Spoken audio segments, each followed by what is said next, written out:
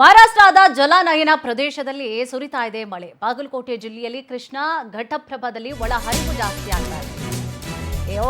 ಮಹಾರಾಷ್ಟ್ರ ತಾನೇ ಜಾಸ್ತಿ ಮಳೆ ಆದ್ರೆ ನಮಗೇನು ಕರ್ನಾಟಕ ಇಲ್ಲವಲ್ಲ ಅನ್ಕೊಳ್ಳೋ ಹಾಗಿಲ್ಲ. ಯಾಕೆಂದ್ರೆ ಬಾಗಲಕೋಟೆ ಜಿಲ್ಲೆಯಲ್ಲಿ ಕೃಷ್ಣಾ ಘಟಪ್ರಭಾದಲ್ಲಿ ಒಳಹರಿವು ಜಾಸ್ತಿ ಆಗುತ್ತೆ. ಅಲ್ಲೆಲ್ಲೋ ಮಳೆ ಬರ್ತಿದ್ರೆ ಇಲ್ಲಿ ಒಳಹರಿವು ಜಾಸ್ತಿ ಆಗುತ್ತೆ.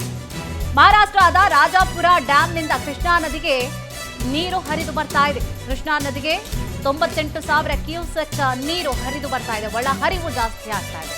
ಸೊ ಒಳಹರಿವು ಜಾಸ್ತಿ ಆಯ್ತು ಅಂತಂದ್ರೆ ಸುತ್ತಮುತ್ತಲ ಏನ್ ಜಮೀನಿದೆ ಅಥವಾ ಮನೆಗಳನ್ನ ಕಟ್ಕೊಂಡಿರ್ತಾರೆ, ಸೊ ಎಲ್ರಿಗೂ ತೊಂದರೆ. ಹಿಪ್ಪರಿಗೆ ಡ್ಯಾಂನಿಂದ 96,000 ಕ್ಯೂಸೆಕ್ ನೀರು ಹೊರ ಹರಿವು ಬಿಡಲಾಗ್ತಾ ಇದೆ. ಒಳಹರಿವು ಜಾಸ್ತಿ ಆಗ್ತಾ ಇದೆ. ಅದನ್ನ ಬಿಡಬೇಕು, ಈಗ ಆಚೆಗೂ ಬಿಡಲಾಗ್ತಾ ಇದೆ. ಸೊ ಈಗಾಗಲೇ ಡ್ಯಾಮ್ ಕೂಡ ಭರ್ತಿ ಆಗುವಂತಹ ಸಾಧ್ಯತೆಯ ಮಟ್ಟಕ್ಕೆ ಕೂಡ ಈಗಾಗಲೇ ತಲುಪ್ತಾ ಇದೆ.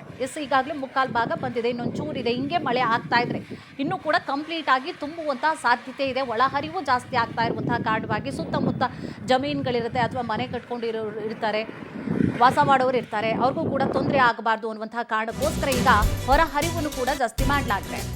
ಪಶ್ಚಿಮ ಘಟ್ಟದಲ್ಲಿ ಸುರಿತಾ ಇದೆ ಮಳೆ. ಈ ಒಂದು ಹಿನ್ನೆಲೆಯಲ್ಲಿ ಘಟಪ್ರಭಾ ನದಿಗೆ 21,000 ಕ್ಯೂಸೆಕ್ ನೀರು ಒಳ ಹರಿವು ಬರ್ತಾ ಇದೆ.